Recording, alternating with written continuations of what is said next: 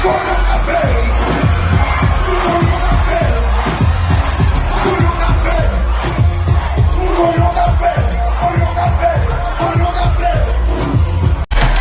mouton, même pour le café.